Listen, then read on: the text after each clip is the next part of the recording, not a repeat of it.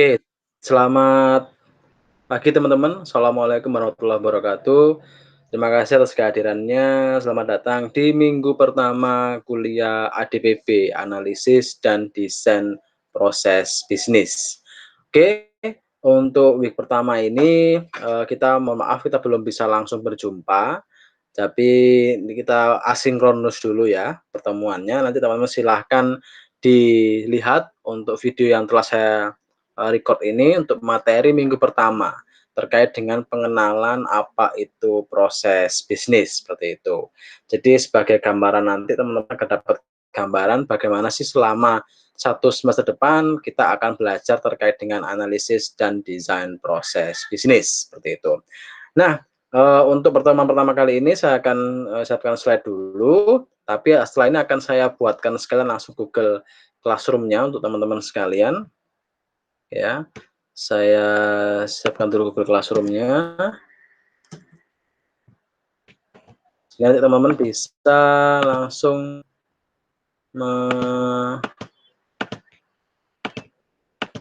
gabung seperti itu untuk Google Classroom-nya. So, this is fresh from the oven. Google Classroom-nya. Ya teman-teman. Jadi untuk gambaran sembari menunggu ini, untuk gambarannya adalah teman-teman nanti di dalam mata kuliah analisis dan desain proses bisnis ini, itu teman-teman nanti ke depannya mampu untuk mendesain proses yang ada real di lapangan dalam suatu bisnis dalam bentuk proses model. Sehingga itu nanti bisa jadi representasi atau representatif untuk mewakili real di lapangannya seperti apa.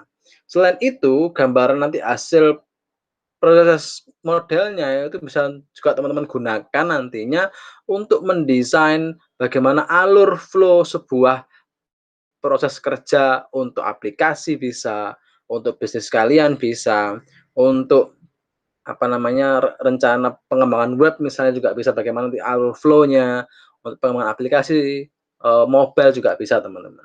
Nah, nanti kita kalau teman-teman mungkin sudah pernah belajar flowchart ya, yang di mata kuliah mungkin di pemrograman, mungkin atau di, apa namanya, pemrograman terstruktur ya, atau mungkin di pemrograman, PBO misalnya, sudah pernah belajar flowchart. Nah, nanti kita di sini akan menggunakan namanya BPMN atau Business Process Modeling Notation, seperti itu. Itu merupakan itu merupakan standar, internasional untuk merepresentasikan, eee, proses real yang ada di lapangan, teman-teman.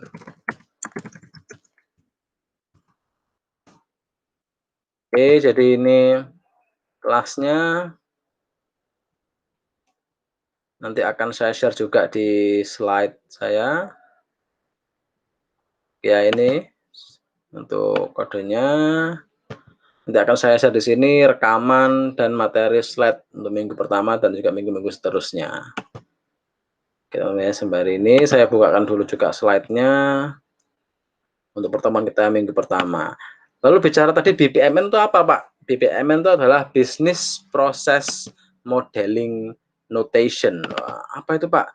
Itu merupakan standar untuk menggambarkan proses bisnis menggunakan notasi-notasi yang sudah terstandar dan ini sudah digunakan untuk seluruh internasional.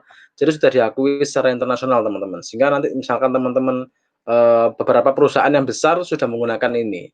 Yang mungkin, Pak, apakah nggak cukup pakai itu aja, pakai flowchart? Oh, cukup sebenarnya pakai flowchart, tapi untuk flowchart dia tidak bisa merepresentasikan semua entitas yang ada dalam suatu proses. Let's say misal, kalau dalam bentuknya flowchart itu kan kita biasanya perlu tambahan swim lane lagi itu kan untuk menggambarkan siapa aktor untuk yang melakukan aktivitas tersebut. Nah, di BPMN itu sudah include semuanya nanti. Bisa ada swim lane diagramnya juga untuk mewakili aktornya, ada juga untuk mewakili waiting time untuk waktu misalnya, ada percabangan misalnya, itu semua, intinya flowchart yang lebih advance lah, seperti itu teman-teman. Itu sebagai gambaran aja terkait dengan ini ya.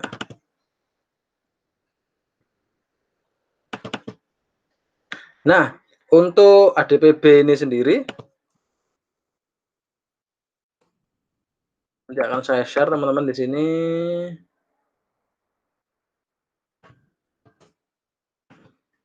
Oke ya, ini saya slide show-kan sekarang.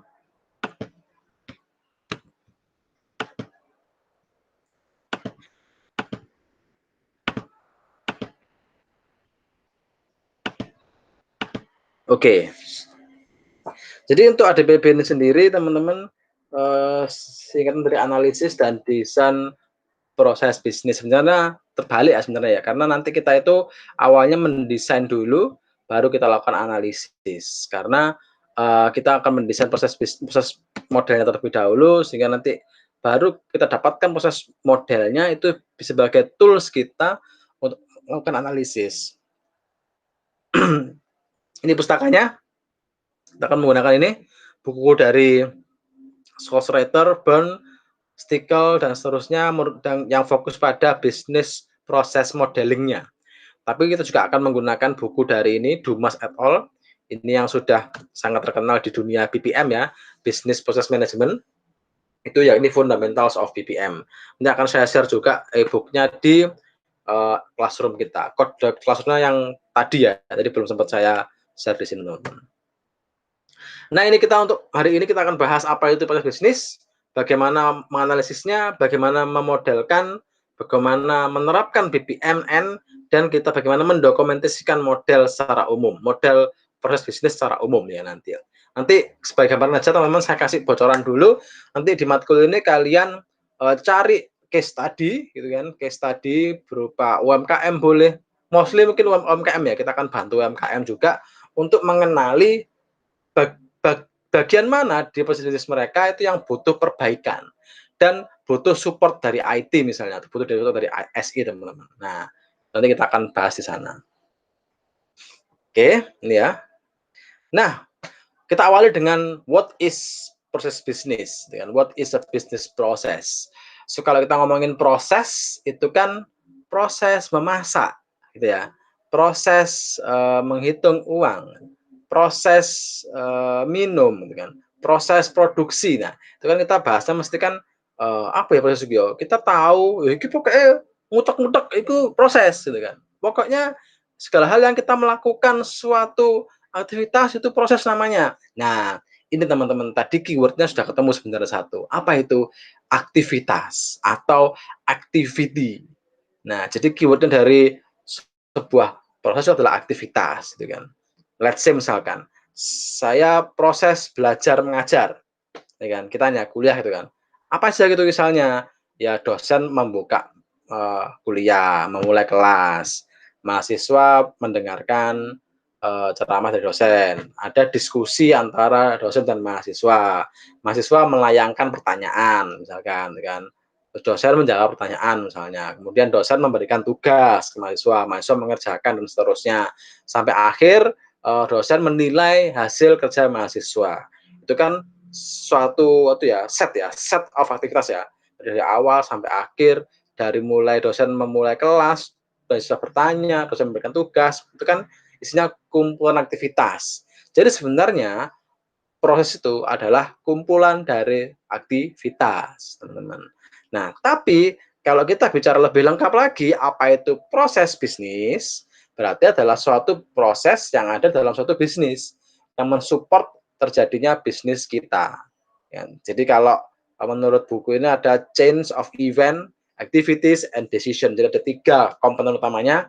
Ini event, kejadiannya, ya kan? Apa kejadiannya misalkan? Oh, belajar di kelas tadi misalkan PBM. Iya. Apa aktivitasnya? Dosen mengajar, mahasiswa bertanya, dosen memberikan tugas, gitu kan. Decision, apa decisionnya? Misalkan tadi dosen menjawab pertanyaan mahasiswa, mahasiswa bertanya, gitu kan. Dosen memberikan nilai kepada mahasiswa, gitu kan. Itu kan ada decisionnya, ada apa namanya? Eh, apa istilahnya itu percabangan ataupun eh, pemilihan daripada event yang berbeda-beda, itu teman-teman. Ya, jadi itu adalah kumpulan satu proses. Kalau kita lihat diagram ini, berarti dia sebenarnya proses itu paling gampang ya, ada input, diproses, dia berubah jadi output, gitu ya. Nah, isinya itu 3 ini tadi, event, aktivitas, decision. Ya, ini juga aktivitas, event, sama gateway. Gateway ini sama kayak decision ya. Jadi gateway itu kan percabangan tadi, ada pilihan. Apakah mahasiswa mau bertanya? Bertanya. Kalau bertanya, dosen akan menjawab. Tapi kalau mahasiswa nggak bertanya, ya dosennya menengahi gitu kan. Kayak gitu. Dianggap sudah paham semua. Nah, dari atas ini, itu siapa yang melakukan? Itu ada aktor namanya. Apa hal yang sebagai dampak dari hal itu dilakukan? Ada objeknya. Misalkan proses belajar mengajar, siapa aktornya? Ada mahasiswa, ada dosen, ya kan? Apa objeknya? Mata kuliah yang sedang kita diskusikan, sehingga bisa memberikan output. Apa outputnya? Hasilnya mahasiswa paham, misalkan itu yang hasil positif. Diberikan value ke customer. Ada yang negatif misalkan, mahasiswanya nggak mudeng, mahasiswanya nggak masuk misalkan, nggak masuk kelas sehingga nilainya jelek misalkan. Nah, itu adalah beberapa outputnya. Sehingga hasil dari suatu proses atau aktivitas itu bisa menimbulkan dua hal, yakni positive outcomes dan atau negatif outcome. Kalau positif itu dia mendeliver value, kalau negatif mereduce value. Contoh paling sederhana lain adalah misalkan di proses produksi misalnya. Kita memproduksi suatu makanan, let's say pudak gitu kan. Kas gresik ya, pudak misalnya. Ketika itu prosesnya berhasil memberikan value, berarti dia memberikan hal yang positif. Pudaknya bagus hasilnya, warnanya bagus, rasanya enak, kemasannya bagus, berarti dia akan mendeliver value ke customer. Sebaliknya, ketika misal hasil proses produksi pudaknya itu mungkin tidak sesuai dengan kualitas, itu akan berbeda hasilnya nanti. Misalkan pudaknya ternyata warnanya kurang asik nih, kurang putih misalkan. Kemudian ternyata teksturnya kurang enak, sehingga itu mengurangi value yang ada di customer nanti. Customer mungkin nggak akan beli karena kualitasnya tidak bagus, teman-teman. Itu ya. Nah, lalu sebenarnya proses itu ada di mana-mana, teman-teman. Kan kalian tadi ya belajar mengajar, masak, minum, di pabrik ya proses produksi, di mana lagi lapangan itu proses olahraga misalkan. Wah di mana-mana lah pokoknya. Tapi secara umum itu bisa kita kategorisasikan dalam beberapa hal. Ini kaitannya dengan bisnis ya, karena kita bicara proses bisnis, proses yang membantu atau mensupport suatu bisnis. Itu secara umum dibagi menjadi ini teman-teman. Ada order to cash, ini adalah segala hal aktivitas atau proses yang berkaitan dengan penjualan. Kenapa? Karena ada order yang diakhiri dengan duit. Ya.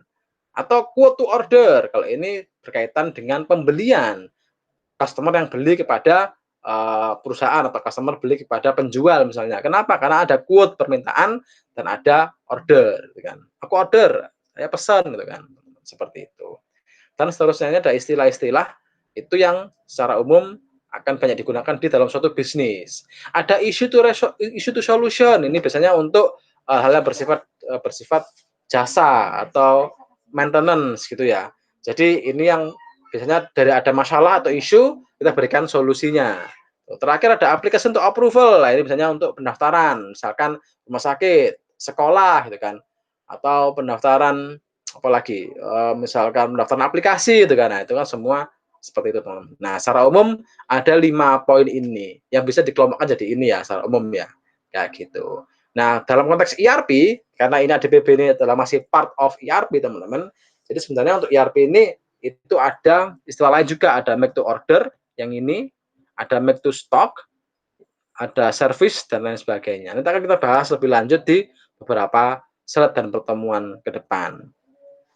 Tapi yang penting teman dapat ya tadi ya, proses itu adalah kumpulan aktivitas. Kenapa kita harus tahu kumpulan aktivitas? Karena nanti ini yang bisa membantu kita dalam membreakdown dan menjelaskan lebih detail lagi dan lebih rinci terkait dengan bagaimana proses itu berjalan.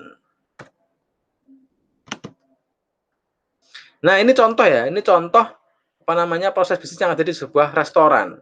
Pernah makan di restoran? Sama siapa? Sama pacar? sama calon istri, atau mungkin sama keluarga, gitu kan. Kan kalau kita restoran yang fine dining ya, fine dining itu yang restoran yang fancy lah, yang pelayanannya bagus gitu kan, yang memang enak apa, untuk pelayanan makannya itu di sana sudah berkelas lah, bintang 5 gitu misalnya. Itu biasanya kita nggak kayak di, apa namanya, perusahaan di apa ku jenenge, fast food, itu kan kita datang, kita antri, pesen, bayar, baru ditunggu. Kalau di, fine dining itu kan enggak kan, kita datang, kita ditanyain dulu berapa orang, gitu kan. Oh, 5 orang misalkan, oke baik sebentar kita cek dulu ya, kita tunggu untuk dipersilakan duduk kan, baru itu, "Silakan di sebelah sana, apa namanya, mejanya," gitu kan. Dan kita dikasih, menu, "Silakan ini menunya," kita order ya kan, kita order, datang makanannya, kita makan, kemudian setelah makan kenyang, kita minta bil kan, minta bilnya, kita bayar, kemudian kita leave. Ini contoh sederhana dari sebuah proses, dinner di sebuah restoran misalnya. Nah, jadi ini merupakan kumpulan aktivitas. Kita datang aktivitasnya, kita nunggu dipersilakan duduk, kita memesan aktivitasnya, kita ada aktivitas makan, ada aktivitas membayar dan seterusnya. Ini merupakan suatu proses, dinner di sebuah fine dining, yang terdiri dari beberapa kumpulan aktivitas di sini. Siapa aktornya? Ya customer, gitu kan. Siapa lagi aktornya? Ada waiter mungkin. Apa objeknya yang dimakan? Objeknya ya makanannya, gitu kan. Apa output-nya? Output positif, kalau makanannya enak, kita kenyang, kita nyaman, bahagia, positif. Output yang negatif, berarti misalkan, "Lho panganane gak enak rek, gosong," misalnya, "kurang akeh, apa kelarangan." Nah, itu kan mungkin output yang negatif, sehingga tidak memberikan value ke customer-nya. Gitu ya, gambarannya ya, awal ya. Nah, ini beberapa juga, ini yang standar teman-teman. Nah, dalam satu proses, dinner pun, itu terjadi macam-macam sekali proses bisnis, ya kan. Kan ini ya syarat yang berupa tadi di fine dining. Tapi juga ada beberapa itu yang lain jenisnya, gitu kan. Tadi kan kita pesan, kita diambilkan, gitu kan. Ada yang itu di rumah makan Padang misalnya kita, ini sorry, yang di Prasmanan kalau Padang. Prasmanan itu kan kita outsource to customer tuh gimana, customer yang mengambil kan sendiri gitu kan. Nah itu kan sama-sama makannya, sama-sama dinner-nya, tapi sudah beda proses bisnisnya. Nah gitu kan. Ada lagi yang standardized, itu menune mek siji, jadi bendino beda menune gitu kan. Nah itu kan juga beda kan, berarti kita nggak bisa ada, apa namanya, proses memilih menu itu nggak ada berarti, karena menunya ditentukan misalkan. Atau eliminate cooking, dia tidak ada proses pemasakan misalnya, jadi semua itu fresh, mentah gitu misalkan. Ini biasanya ndak restoran itu ya, ndak restoran Jepang gitu misalnya ya teman-teman ya, kayak gitu. Ada lagi yang invest and build misalkan, jadi bener-bener dia fokus ke suasana misalkan, masalah rasane mungkin tidak jadi utama gitu kan, tapi dia memberikan suasananya, sehingga dia memberikan, apa namanya, suasana makan di bawah air misalnya, atau yang ada yang kemarin rame ya, makan di pesawat misalnya, gitu-gitu. Maksudnya restorannya bentuknya pesawat, gitu. Jadi seakan-akan kita kayak terbang di udara gitu. Atau ini resequence kan, ini di fast food, misalkan. Jadi kita nggak dilayani, tapi kita antri sendiri, mesen, kemudian bayar, baru nunggu dipanggil misalkan. Tapi kan biasanya ini lebih cepat tuh kan karena fast food. Atau ini yang agak keren ini, eliminate waiters misalnya. Ini dia itu nggak ada waiternya ya. Jadi apa namanya, nanti pesen kan di meja berapa, meja ini misalkan. Engko panganan teko glendeng ini. Surut datang ke meja kita, sret gitu teman-teman. Ini ada ini di Amerika apa di Eropa itu saya lupa. Ini ada. Lho Pak, engko panganane gak kutak kabeh ta? Ya mbo maneh gitu kan, masalah kutak kan masalah buri. Sebenarnya kan dia tidak ada lagi waiter kan, karena pesennya lewat komputer iki, lewat layar ini ke pesennya, nanti dia nunggu datangnya, diantar gini, sret sampai datang. Mungkin sudah didesain ya sedemikian rupa. Sekarang juga ada nih, lagi sering ini diotomasikan gitu kan. Kita pesen ya kan, daripada kita nunggu seperti ini kan, nunggu berdiri gini, nunggu dipanggil, kita dapat alat nih. Kayak gini ya. Ini sudah ada beberapa nih di beberapa resto di Surabaya juga ada kayak gini. Surabaya ada, di Jakarta juga udah banyak. Jadi kalau kita sudah bayar, sudah pesen, kita akan dapat ini teman-teman, kayak alat gitu. Nanti kalau sudah siap pesanan kita, jadi kita bisa nunggunya kita bisa duduk. Kalau wis siap, ini akan nyala, nyala sambil bunyi ya. Entah itu gimana, terus kita bisa datang ke tempat kasir untuk mengambil makanannya. Jadi kita nggak perlu nunggu berdiri, kita bisa nunggunya di tempat duduk kita. Itu contoh untuk otomasi untuk proses waiting-nya misalnya. Ini ya. Jadi kenapa pentingnya kita belajar analisis proses bisnis? Ya karena dalam satu bidang saja itu wakeh jenis proses bisnisnya gitu kan. Sehingga nanti perlu treatment beda-beda dalam kita menganalisis dan memberikan solusi perbaikan. Nah, teman-teman, tadi juga ini menambahkan juga kenapa kita penting juga belajar proses bisnis, karena proses bisnis itu adalah suatu aset dalam organisasi. Jadi nggak cuman people-nya, nggak cuman IT-nya, nggak cuman apalagi knowledge, nggak cuman karyawan, nggak cuman budaya, tapi juga bisnis prosesnya juga merupakan aset. Kenapa? Karena sekarang semakin semakin jasa atau bisnis berinovasi lebih baik dan dia memberikan layanan lebih baik kepada customer-nya, dia yang menang. Iya enggak? Ya kan? Dulu taksi konvensional kita harus cari dulu. Awe-awe di pinggir jalan atau ke poolnya taksi gitu kan. Kemudian suatu layanan IT baru Grab, Uber, Gojek, Gokar dan meredefining semua layanan IT-nya. Dia memberikan pengalaman baru di dalam sisi proses bisnisnya. Wah, nggak perlu lagi golek-golek taksi dan sebagainya. Cukup buka HP, sentuh, datang sendiri. Nah, itu kan berarti kan sudah merupakan inovasi di proses bisnis kan. Nah, itu akhirnya jadi aset. Apa asetnya? Ya layanan tadi yang jadi asetnya mereka untuk bisa bersaing dengan pesaing-pesaingnya. That's why kita kalau mempelajari proses bisnis ini itu sangat penting. It's really important to business to really understand how they treat their customer very well gitu kan. Sehingga bisa memberikan daya saing yang berbeda kepada para pesaing-pesaingnya, teman-teman.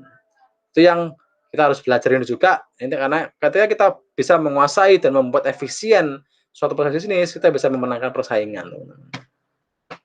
Itu ya.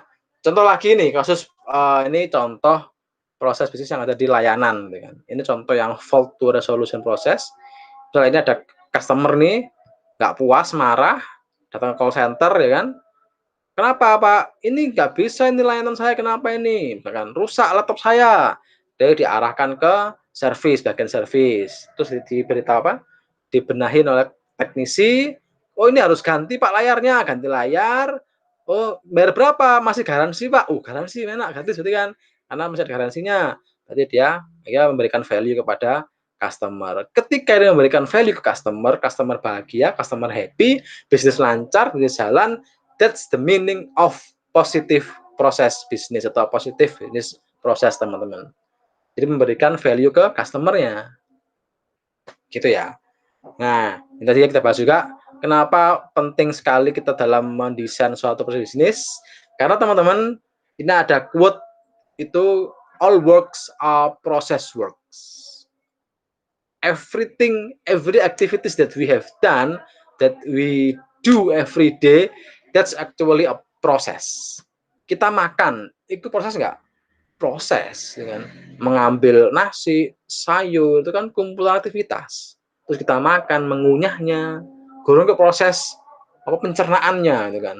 Nasi masuk ke saluran peristaltik, wah, apa peristaltik dulu kan, zaman-zaman kita kuliah gitu kan, biologi gitu kan, masuk ke lambung diproses gitu kan, diambil sari-sarinya, itu kan kumpulan proses. Jadi sebenarnya semua aktivitas kita di dunia ini itu adalah proses.